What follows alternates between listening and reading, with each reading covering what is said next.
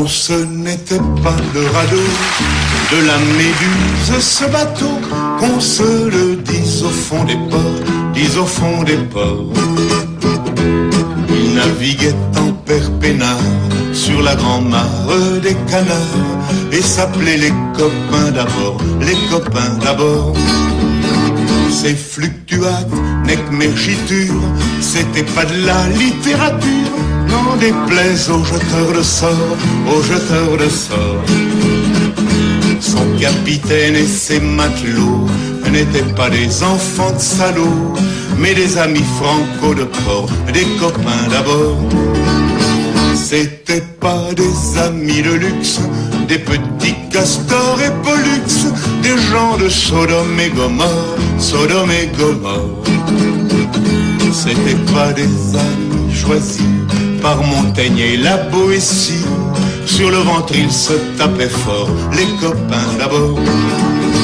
C'était pas des anges non plus, l'évangile, il l'avait pas lu, mais il s'aimait toute voix de dehors, toute voix de dehors.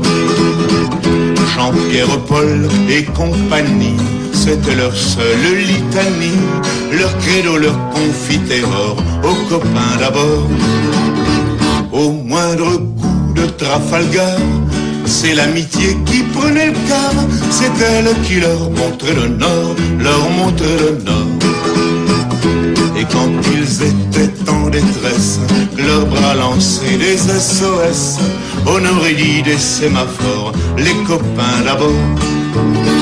Au rendez-vous des bons copains, il y avait pas souvent de lapin, quand l'un d'entre eux manquait à bord, c'est qu'il était mort.